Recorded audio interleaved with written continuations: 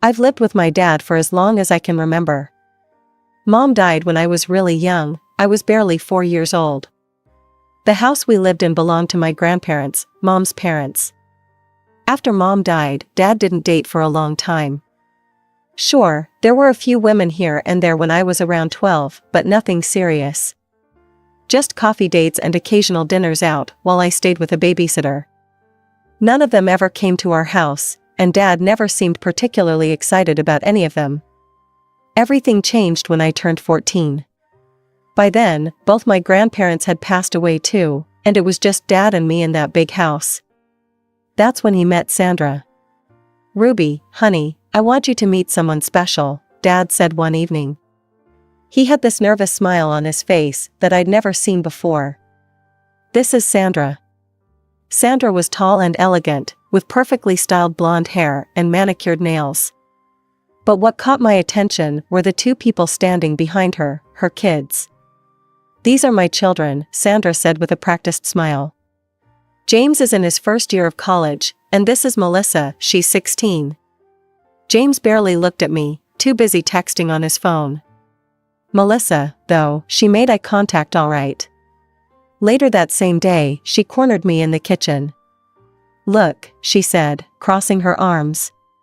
"Just because our parents are dating doesn't make us sisters or friends or whatever. Let's keep our distance, okay?" Things moved fast after that. Within 6 months, Dad and Sandra were married, and they all moved into our house.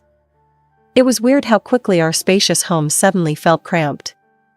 James took over the guest room, Melissa got the study that we converted into a bedroom, and Sandra's stuff seemed to multiply overnight, filling every available space. The bathroom situation became a nightmare. Either Sandra was in there doing her hour-long beauty routine, or Melissa was hogging it for her endless selfie sessions. I started waking up an hour earlier just to make sure I could shower before school. But I didn't complain. Not when I saw how Dad's face lit up every time Sandra walked into the room. Not when he started humming while making breakfast, or when he actually started leaving work on time to have dinner with all of us. He was happy, really, genuinely happy, for the first time since Mom died. Everything changed when Dad got his big promotion. He came home one evening, practically bouncing with excitement, his tie loose around his neck and a huge grin on his face. "Regional Sales Director," he announced during dinner. "Can you believe it?" Sandra immediately started talking about buying a new car and renovating the kitchen, but I was stuck on the part where Dad mentioned extensive travel. Turned out extensive meant he'd be gone for weeks at a time, sometimes even a month. The first time Dad left for a business trip, the change in Sandra was like a switch being flipped. The moment his car pulled out of the driveway, she turned to me with this look I'd never seen before. "Ruby," she said, her voice stern. "We need to establish some ground rules while your father is away." Those ground rules turned out to be a long list of chores and restrictions. I had to be home by 4:30 p.m. sharp, no exceptions. Not even for study groups or school activities. "But I have volleyball practice on Thursdays," I protested. "Then you'll have to quit," Sandra replied without missing a beat. "Someone needs to help with dinner and housework." The first few days were rough. I'd rush home from school, barely having time to catch my breath, before Sandra started barking orders. "The floors need mopping, Ruby. These windows are filthy, Ruby. Start chopping the vegetables for dinner, Ruby." Meanwhile, Melissa would sprawl on the couch, phone in hand, giggling at whatever her latest boyfriend had texted. James was rarely home, but when he was, he'd leave his dishes in the sink and his laundry for someone else to do. One evening, while scrubbing pots while Melissa watched TikTok videos at full volume, I finally spoke up. "Why doesn't Melissa have to help with any of this?" Sandra's head snapped up from her magazine. "Melissa needs to focus on her college preparations. She can't waste time on housework." "But she's just what?" Sandra's voice had that dangerous edge to it. I glanced at Melissa, who was now filming herself doing some dance trend, definitely not studying. "Nothing," I mumbled, turning back to the dishes. The worst part wasn't even the endless chores or the unfair treatment. It was how Sandra would completely transform whenever Dad called or came home. She'd put on this exhausted act, slumping in her chair and sighing dramatically. "Oh, honey, you have no idea how hard it's been," she'd say when Dad walked through the door. "Managing the house all by myself, taking care of everything." And Dad, sweet, oblivious Dad, would kiss her forehead and pull out some gift he'd bought during his trip, a designer handbag, expensive perfume, or jewelry that probably cost more than all my belongings combined. "You're such a trooper," he'd say, while she preened and showed off her latest present to Melissa. "I don't know what we'd do without you." I'd stand there in the background, my hands raw from cleaning, homework still waiting to be done, watching this performance play out. Sometimes I caught Melissa smirking at me from behind her phone, but I kept my mouth shut. What was the point of saying anything? Dad was happy, successful, and in love. The years crawled by, and before I knew it, I was in my senior year of high school. James had graduated college 2 years ago, but was still living at home, claiming he was looking for the right opportunity. Mostly this meant playing video games in his room and occasionally going on interviews that mysteriously never worked out. Melissa was in her 3rd year at the local college, which meant she too was still at home, maintaining her reign over the bathroom and continuing her tradition of never lifting a finger to help. My 18th birthday came around in early spring. I didn't expect much. Sandra had made it clear that excessive celebration wasn't necessary. "We'll just have a small family dinner," she announced, not bothering to look up from her phone. "No need to waste money on a big party." I tried not to think about Melissa's 18th birthday 2 years ago. That had been a whole different story, a rented venue, professional catering, DJ, and about 100 guests. Sandra had spent weeks planning it, making sure every detail was perfect. Dad was home for my birthday dinner at least, though he left for another business trip the next day. "Sorry, princess," he said, hugging me goodbye. "Duty calls. We'll celebrate properly when I get back." I focused on graduation prep after that, finalizing college applications, ordering my cap and gown, the usual senior year stuff. Everything seemed normal until that dinner, about a week after Dad left. We were all sitting around the table, me, Sandra, James, and Melissa. I was pushing my peas around my plate, trying to tune out Melissa's endless chatter about her latest drama with her boyfriend, when Sandra cleared her throat. "Ruby," she said, folding her hands on the table. "We need to have a serious conversation." I perked up, thinking maybe she wanted to discuss college plans. I'd been avoiding the topic with her, but maybe she was finally showing some interest in my future. "Now that you're 18, she continued, her voice syrupy sweet, "you're legally an adult. And adults have responsibilities. Starting next month, you'll need to pay rent. $500 per month seems fair." I literally choked on my mouthful of food. James thumped me on the back, looking amused. I looked around the table. James and Melissa were both smirking, clearly enjoying the show. "And what happens if I can't pay?" I asked, trying to keep my voice steady. Sandra's smile widened. "Well, then you'll need to find somewhere else to live, won't you? We can't have freeloaders in this house." I sat at the dinner table, my food now completely cold, as Sandra's words hung in the air. The unfairness of it all, the years of being treated like a servant while her children lounged around, and now this, something inside me finally snapped. "So let me get this straight," I said, my voice surprisingly calm. "James, who graduated college 2 years ago and spends his days playing video games, doesn't have to pay rent. Melissa, who's in her 3rd year of college and has never done a single chore in this house, also doesn't have to pay rent. But I do? I've made the decision that my children don't need to pay rent while they're getting established," Sandra replied, dabbing her mouth with a napkin. A strange sort of calm came over me then. Maybe it was all the years of bottled-up frustration, or maybe it was just time for the truth to come out. I felt myself smile, not my usual attempt to keep the peace smile, but something different, something that made Sandra's own smile falter slightly. "Well, that's interesting," I said, leaning back in my chair. I won't be paying rent because this is my house." The silence that followed was deafening. Then James started laughing, followed by Melissa's high-pitched giggle. Sandra joined in too, but her laugh had an edge to it. "What are you talking about?" she asked between chuckles. "This house belongs to me," I repeated, not breaking eye contact. "My grandparents put it in my name before they died." The laughter died as they took in my expression. Sandra's face went through a series of emotions: amusement, confusion, disbelief, and finally, something close to panic. "That's ridiculous," she spluttered, reaching for her phone. "I'm calling your father right now." Her manicured nails tapped aggressively at the screen as she put the phone on speaker. The dial tone seemed to echo through the kitchen. "Hello?" Dad's voice crackled through the speaker. "David," Sandra's voice was tight, controlled. "Ruby is telling some interesting stories about the house. She claims it belongs to her." "That's not true, right?" The silence on the other end stretched for what felt like forever. "David?" Sandra's voice rose slightly. "Well," Dad cleared his throat. "Actually, my in-laws put it in Ruby's name before they passed." "I didn't think."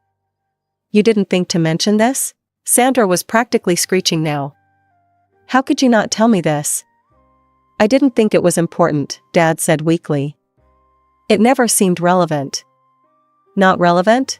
Sandra's face was turning an interesting shade of red.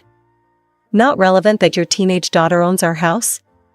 She hung up before Dad could respond, nearly throwing her phone onto the table. The kitchen was silent except for the hum of the refrigerator. James and Melissa were staring at me like they'd never seen me before. Sandra took several deep breaths, visibly trying to compose herself. When she finally spoke, her voice was artificially bright, though I could hear it trembling slightly. "Well," she said, forcing a laugh that sounded more like a hiccup. "This has all been a big misunderstanding. Of course you don't need to pay rent, Ruby. Let's just forget this whole conversation happened, shall we?" I'd lost my appetite completely. Without a word, I stood up and left the kitchen, heading for the stairs. As I climbed to the second floor, I could hear urgent whispers coming from below, Sandra's harsh whispers mixing with James and Melissa's agitated voices. By 6 the next morning, I was already awake, staring at my ceiling and thinking about how everything had changed in just a few hours. Around 7, I heard movement downstairs, the familiar sound of Sandra making her morning coffee. I was about to head down for breakfast when I heard her voice floating up from the living room. She was on the phone, her tone hushed but intense. "David, you need to do something about this situation," she was saying. "Your daughter can't just. We need to get her to leave." I froze on the stairs, holding my breath to hear better. "I know it's her house, David," Sandra continued, frustration evident in her voice. "But she's making things difficult. She doesn't fit in here anymore. She's becoming a problem." There was a pause while Dad spoke. Even from where I stood, I could hear the uncertainty in his voice. "But Sandra, it is her house. I can't just kick her out." "Nobody's talking about kicking her out." Sandra's voice took on that syrupy sweet tone she used when she was manipulating someone. "We just need to guide her in the right direction." "What about those colleges she applied to? The ones in other states? You could encourage her to go to one of those. Tell her it would be good for her independence." My stomach clenched as I heard Dad's response, "Maybe you're right. I'll talk to her about moving away for college. It might be better for everyone." I waited until Sandra hung up before walking into the kitchen, keeping my face carefully neutral. I busied myself with getting a bowl and some cereal, pretending I hadn't heard anything. James and Melissa shuffled in shortly after, both looking like they'd rather be anywhere else. Sandra swept in last, her phone still in hand. "Good morning, everyone," she said brightly, as if last night had never happened. We all sat there, the only sound the crunching of cereal and the occasional clink of spoons against bowls. And then, as casually as if I was commenting on the weather, I said, "By the way, starting next month, you'll all need to start paying rent." Sandra's piece of toast stopped halfway to her mouth. James dropped his phone into his cereal bowl.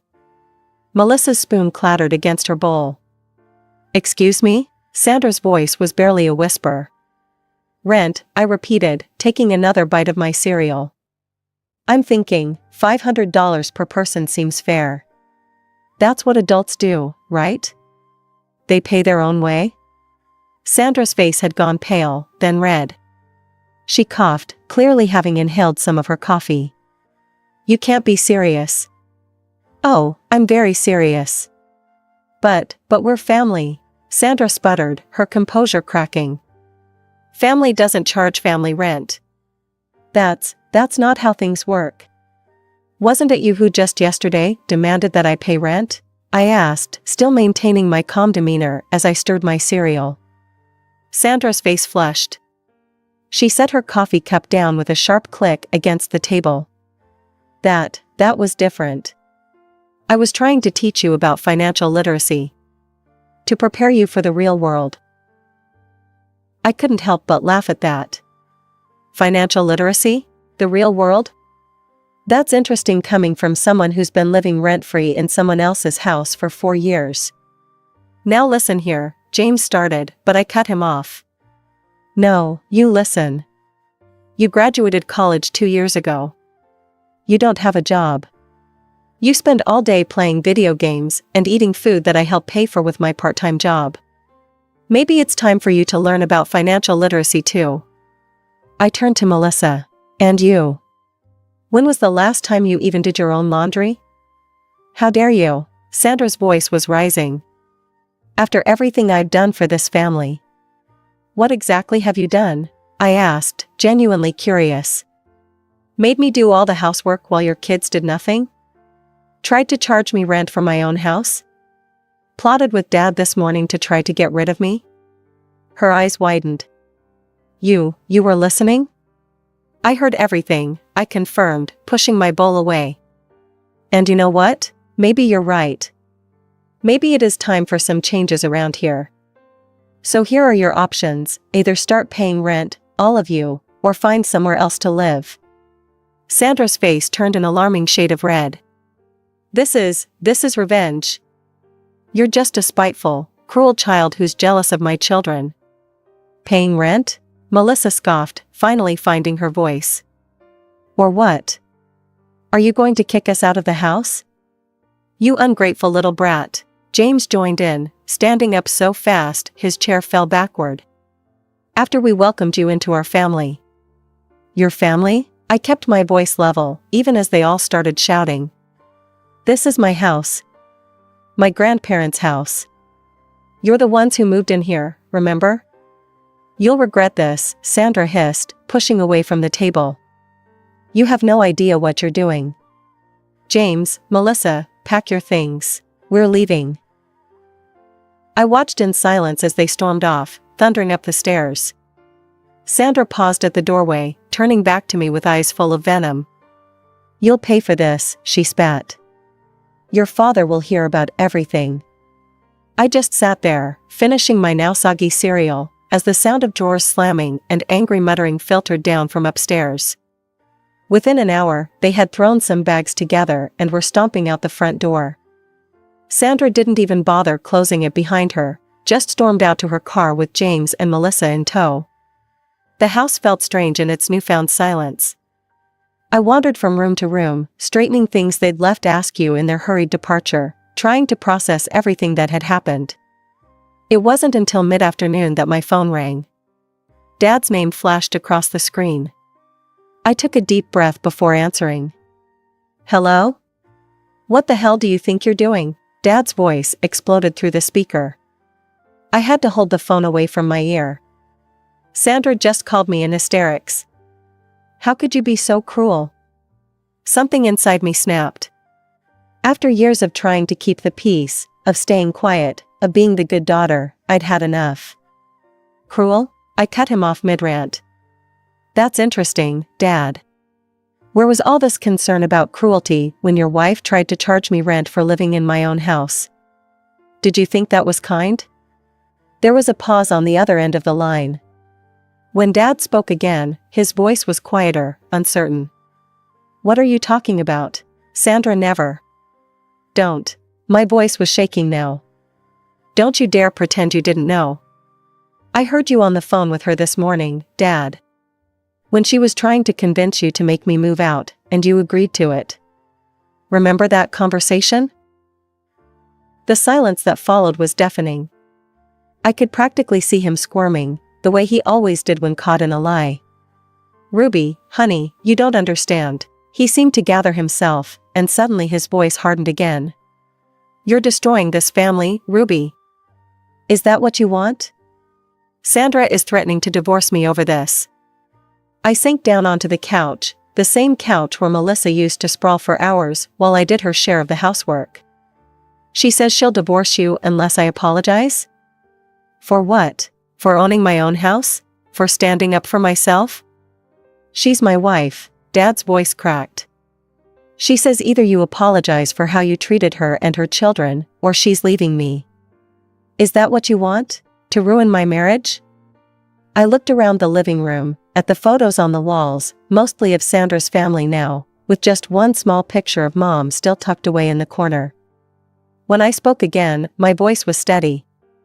I'm not apologizing, Dad. Not for this. The line went dead, he'd hung up on me. My graduation day came and went like a blur. The ceremony was beautiful, but the empty seats in the family section felt like a physical weight on my chest. My best friend Sarah's parents took photos of us together and invited me to their celebration dinner. They didn't mention the obvious absence of my family, but their hugs lasted a little longer than usual. I spent the next couple of days sorting through college acceptance letters and trying to figure out my next steps. The house felt both empty and peaceful, until a familiar car pulled into the driveway one afternoon. Dad got out first, followed by Sandra, James, and Melissa. They looked like they were headed to a business meeting rather than visiting family, all dressed up and wearing identical stern expressions. I met them at the door before they could knock. Ruby, Dad said, his voice formal. Sandra stood just behind his shoulder, nodding encouragingly like he was a puppet and she was pulling the strings. We've come to resolve this situation. I leaned against the doorframe, waiting. I'm willing to forgive your recent behavior, he continued, choosing his words carefully. We can all move back in and things can go back to normal. But you need to apologize to Sandra and her children for how you treated them, and of course, drop this ridiculous idea about rent.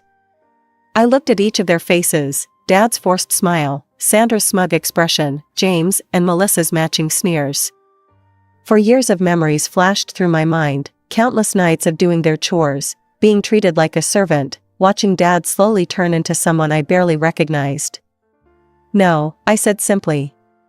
Dad's facade cracked. Then you leave me no choice. If you can't be reasonable about this, if you can't be part of this family, then I'm done. I'm leaving, and I'm disowning you. Is that what you want? I felt oddly calm as I replied, that's your choice, Dad. You've made it clear who you choose, your wife and her children over your own daughter. Just like you've been doing for years. Sandra gasped dramatically. How dare you? You ungrateful little witch. You've always been jealous of my children, always trying to come between us and your father. One more word, I cut her off, pulling out my phone, and I'm calling the police for harassment. Your choice. The threat of police involvement shut her up fast. Dad started gathering the few belongings he'd left behind, working in tense silence. No one spoke as he packed his things into boxes, as he carried them to the car, as he made his final trip through the house where he'd raised me. He didn't say goodbye. Neither did any of them. They just got in their car and drove away, leaving nothing but tire tracks in the driveway.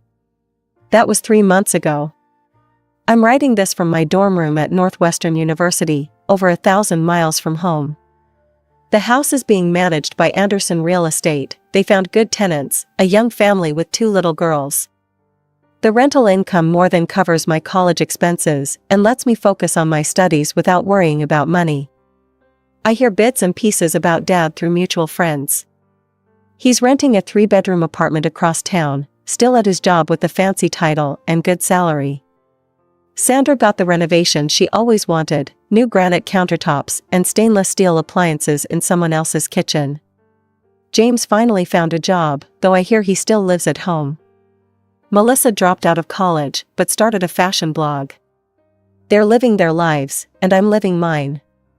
Sometimes, late at night when I can't sleep, I look at old photos from before Mom died. Back when Dad's smile reached his eyes, and family meant something different. I wonder if we'll ever find our way back to being father and daughter again.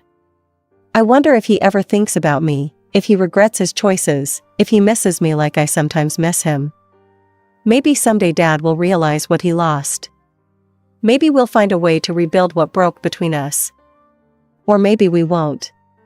Either way, I know now that I'm stronger than I ever thought possible.